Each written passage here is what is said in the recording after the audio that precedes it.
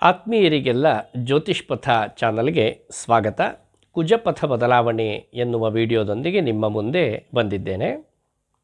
ಈ ಕುಜಪಥ ಬದಲಾವಣೆಯಿಂದ ಧನುರ್ರಾಶಿಯವರಿಗೆ ಉಂಟಾಗಬಹುದಾದ ಶುಭಾಶುಭ ಫಲಗಳೇನು, ಪರಿಹಾರ ಏನು, ಇದನ್ನು ನೋಡುವ ಕಾಲ. ಆಷಾಢ ಬಹುಳ ಚೌತಿ ದಿನಾಂಕ 2/8/2026 ಸೋಮವಾರ ರಾತ್ರಿ 10:54 ಸರಿಯಾಗಿ ವೃಷಭ ರಾಶಿಯಲ್ಲಿದ್ದ ಅಂಗಾರಕ ಮಿಥುನ ರಾಶಿಯನ್ನು ಪ್ರವೇಶ ಮಾಡ್ತಾ ಇದ್ದಾನೆ. ಆ ಕಾಲಕ್ಕೊಂದು ಕುಂಡಲಿಯನ್ನು ಸಿದ್ಧಪಡಿಸಿದರೆ ಮೀನ ಲಗ್ನ, ಲಗ್ನದಲ್ಲಿ ಚಂದ್ರ, ವಕ್ರಗತ ಶನಿ ಮತ್ತು ಮಾಂದಿ, ಮಿಥುನ ರಾಶಿಯಲ್ಲಿ ಕುಜ ಬುಧ ಸಮಾಗಮ, ಕರ್ಕಾಟಕ ರಾಶಿಯಲ್ಲಿ ರವಿ ಗುರು ಯತಿ, ಅದರಲ್ಲಿಯೂ ಉಚ್ಚನಾದಂತಹ ಗುರು,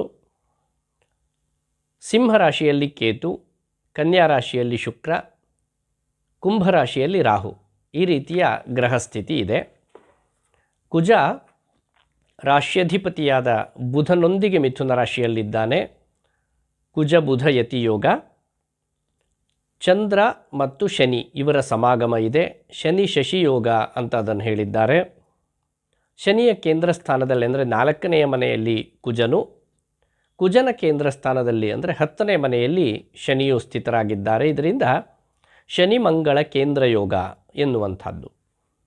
ಶುಕ್ರನಿಗೆ ಅಂಗಾರಕನ ದೃಷ್ಟಿ ಇದೆ ಚತುರ್ಥ ಸ್ಥಾನದಿಂದ.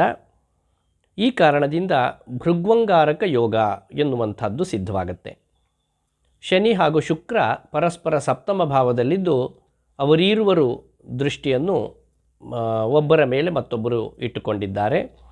ಇದರ ಕಾರಣದಿಂದಲೂ ಶನಿ ಶುಕ್ರ ಪರಸ್ಪರ ದೃಷ್ಟಿಯೋಗ.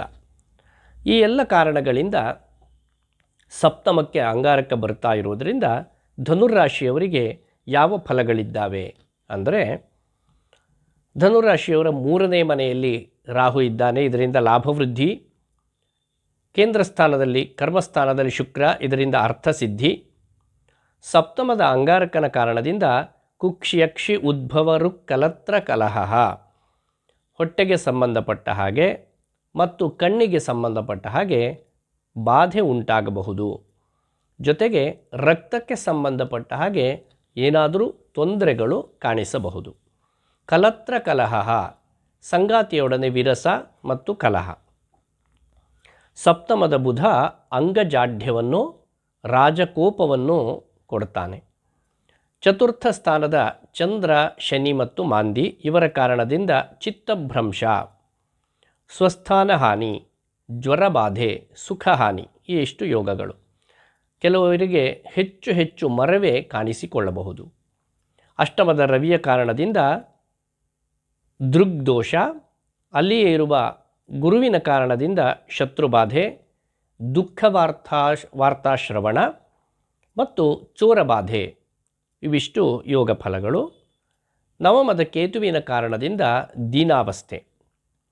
ಈ ರೀತಿಯಾಗಿ ಶುಭಾಶುಭ ಫಲಗಳನ್ನು ಧನುರಾಶಿಯವರಿಗೆ ಹೇಳಬಹುದಾಗತ್ತೆ. ಸ್ವಲ್ಪ ವ್ಯವಹಾರದಲ್ಲಿ ಜಾಗರೂಕರಾಗಿರಬೇಕು. ಕಾರಣ ಏನು ಅಂದರೆ, ಚೋರಬಾಧೆಯೇ ಮೊದಲಾದಂತಹ ಯೋಗಗಳು ಇದ್ದಾವೆ. ಹಾಗೂ ಅಧಿಕಾರಿ ವರ್ಗದವರಿಂದ ಸ್ವಲ್ಪ ತೊಂದರೆ ಉಂಟಾದೀತು. ಹಾಗಾಗಿ ವ್ಯವಹಾರದಲ್ಲಿ ಎಚ್ಚರಿಕೆ ಅಗತ್ಯ. ಶ್ರೀ ನರಸಿಂಹನ ಆರಾಧನೆ ಮತ್ತು ಶ್ರೀ ಚಂಡಿಕೇಶ್ವರಿಯ ಆರಾಧನೆ, ಚಾಮುಂಡೇಶ್ವರಿ, ಚಂಡಿಕಾ, ದುರ್ಗಾ ಇವರ ಆರಾಧನೆಯಿಂದ ಧನುರಾಶಿಯವರು ಇರಬಹುದಾದ ಎಲ್ಲ ಅನಿಷ್ಟ ಫಲಗಳನ್ನು ನಿವಾರಣೆ ಮಾಡಿ ಇಷ್ಟಾರ್ಥ ಸಿದ್ಧಿಯನ್ನು ಹೊಂದಬಹುದು. ಸಪ್ತಮಕ್ಕೆ ಅಂಗಾರಕ ಬರ್ತಾ ಇದ್ದಾನೆ ಎನ್ನುವ ಕಾರಣಕ್ಕೆ ಯಾವುದೇ ಭೀತಿಯ ಅವಶ್ಯಕತೆ ಖಂಡಿತವಾಗಿಯೂ ಇಲ್ಲ. ಆಹಾರದಲ್ಲಿ ಸ್ವಲ್ಪ ಎಚ್ಚರಿಕೆ ಅಗತ್ಯ. ಆವಾಗ ಉದರಕ್ಕೆ ಸಂಬಂಧಪಟ್ಟ ಹಾಗೆ ಯಾವುದೇ ಬಾಧೆ ಬಾರದ ಹಾಗೆ ತಡೆಗಟ್ಟಬಹುದು. ಹಾಗೆ ಕಣ್ಣಿನ ತೊಂದರೆ ಏನೇ ಸಣ್ಣ ಪ್ರಮಾಣದಲ್ಲಿ ಸಂಭವಿಸಿದರೂ ಕೂಡ ವೈದ್ಯರ ಸಲಹೆಯನ್ನು ಸೂಕ್ತ ಸಮಯಕ್ಕೆ ತೆಗೆದುಕೊಳ್ಳುವುದು ಅತ್ಯಂತ ವಿಹಿತ. ಇನ್ನು ದಾಂಪತ್ಯ ವಿರಸಾದಿ ದೋಷಗಳಿಗೆ ನಿಮ್ಮ ವ್ಯವಹಾರದಲ್ಲಿ ನೀವು ಚತುರರಾಗಿ ಎಷ್ಟು ಬೇಕೋ ಅಷ್ಟೇ ಮಾತಾಡುತ್ತಾ ಅಲ್ಲಿರಬಹುದಾದ ಪರಿಸ್ಥಿತಿಗಳನ್ನು ನಿಭಾಯಿಸಿಕೊಂಡು ಹೋದಾಗ ಆವಾಗಲೂ ಕೂಡ ಈ ದೋಷ ಬಾರದ ಹಾಗೆ ನೀವು ಮುನ್ನೆಚ್ಚರಿಕೆಯ ಕ್ರಮವನ್ನು ಖಂಡಿತವಾಗಿಯೂ ತೆಗೆದುಕೊಳ್ಳಬಹುದು. ಸೂಕ್ತವಾದಂತಹ ವ್ಯಾಯಾಮ, ಯೋಗಾದಿಗಳನ್ನು ಮಾಡುವುದರಿಂದ ಅಂಗಜಾಡ್ಯವೇ ಮೊದಲಾದ ದೋಷಗಳಿಂದ ನೀವು ಮುಕ್ತರಾಗಬಹುದು.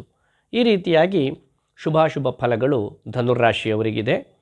ಸಪ್ತಮದ ಅಂಗಾರಕ ನಿಮಗೆ ಪೂರ್ಣ ಯಶಸ್ಸನ್ನು ಹಾಗೂ ಆಯುರಾರೋಗ್ಯಾದಿಗಳನ್ನು ಅನುಗ್ರಹ ಮಾಡಲಿ ಎನ್ನುವುದಾಗಿ ಹಾರೈಸ್ತೇನೆ. ಧನ್ಯವಾದಗಳು. ಶುಭಮಸ್ತು.